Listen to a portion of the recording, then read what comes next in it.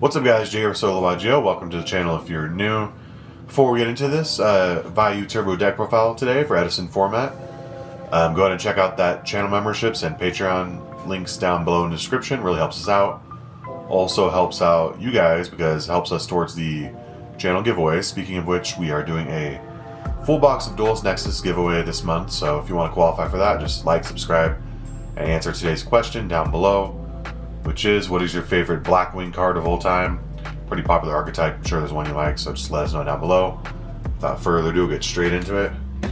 So this is of course Vayu Turbo. If you're not familiar with the strategy, it just tries to put a Vayu in the grave. A lot of good darks in the deck. Basically a pile deck of Blackwings, Lightsworn, and then Dad and his crew, Armageddon Knight, Dark Refer, all the good dark support that came out in Phantom Darkness. So for the Blackwings, we have 3 Vayu, 3 Sirocco, 1 Gale. Gale is just really good generic tuner in general, but it helps with this strategy because it's dark as well as being able to synergize with being able to special summon itself out with the Blackwings. Normal summon Sirocco, special summon Gale equals level 8 synchro. You can also have the attack before you do that, so just very versatile card, limited to 1 for a reason. For the Lightsworns, we have Honorary Lightsworn, Hamster, 3 Raiko, and a Lila. Not many lists play a Lila, but we're playing Charge, so I like to have a second option to go into, as well as milling 3 is not bad, and in a back row heavy format, being able to pop 1 on command with Charge is just very nice. And a lot of, some lists play Charge. I can't see myself not playing it. It's just always been good. Mill 3 and then add any one of these. Just also pseudo deck thinner, so yeah, just really good. I wanted to have another option.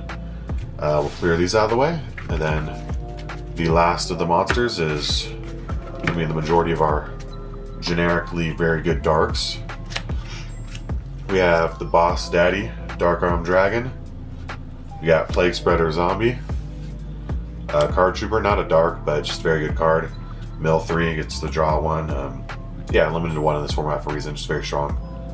And then for the Warriors, we got 2 Dark Refer and 2 Armageddon Knight. We play 1 Rhoda, so basically playing a pseudo third copy of each. Rhoda is just extremely good in that regard, being versatile to go into either one. Both are good, but better in different scenarios. For instance, having nothing in hand, drawing Armageddon Knight's a lot better than drawing Refer because you have to have a discard.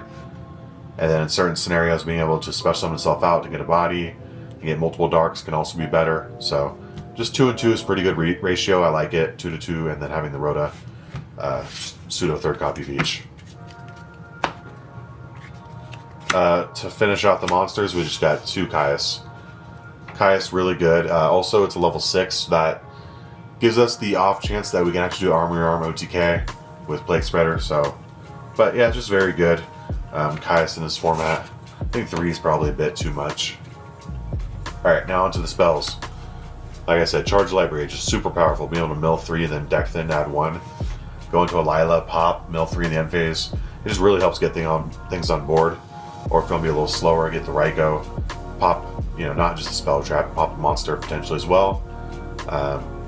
Just very good. I also like, if I hard draw the 1 Hamster, I like using Charge Library to add Raiko, because I'll set a card and I'll think it's the Raiko, and then be like, alright, let me just clear it out before it causes any more issues, and they'll attack into my Hamster, which has 1800 defense.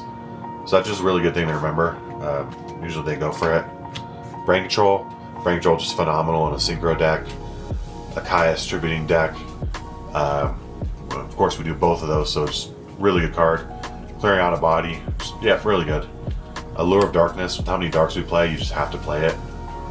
Rhoda, like I said, third copy of Dark Refer or Armageddon Knight. A lot of powerful one-ups. All these are limited to 1 in the format. Barrel from a Different Dimension, not limited, but just very good.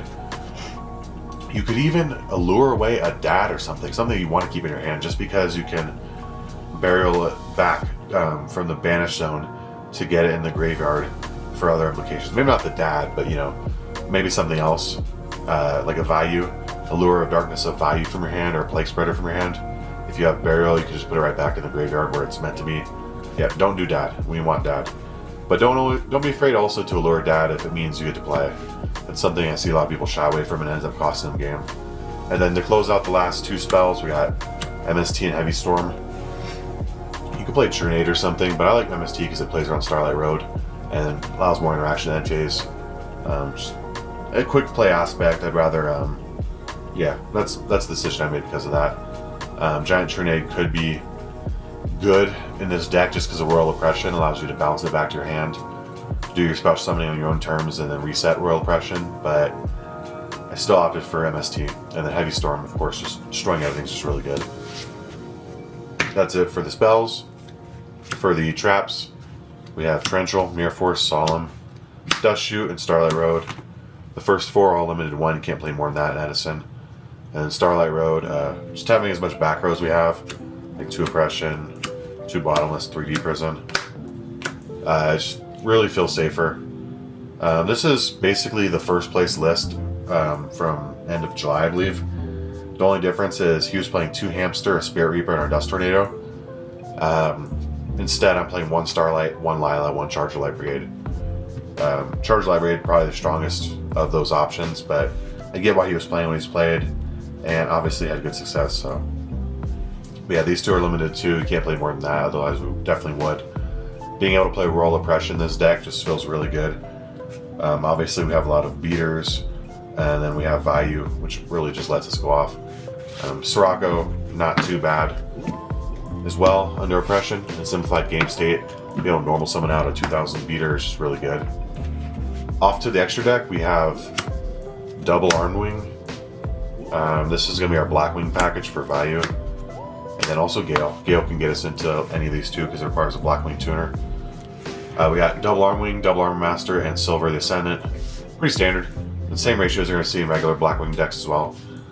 We are able to do the Army Armor OTK, which is not as easy as some other decks, but we can. So it's there.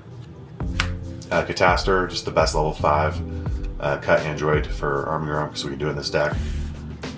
Other than that, it's pretty much the same as the standard Blackwing extra deck. Yugioh Guardian, Brionic, the best level 6s, the best level 7 Black Rose Dragon, Dark Hand Dragon because we can play it in a dark deck, Colossal Fighter, Thought Ruler, Stardust Dragon, the rest of the generic level 8s, and Chimera Tech Fortress Dragon to round off a 15 card extra deck. Pretty self-explanatory on the rest of them, just all the best generic cards. Like I said, only Dark Hand Dragon is actually specific to dark decks. Pretty standard stuff across Edison format. So, alright guys, hopefully you enjoyed the deck profile. Got some good ideas how you want to play your Vayu Turbo deck. And if you made it this far and you think we earned your subscription, go ahead and hit that subscribe button. We'll see you in the next one. Peace out.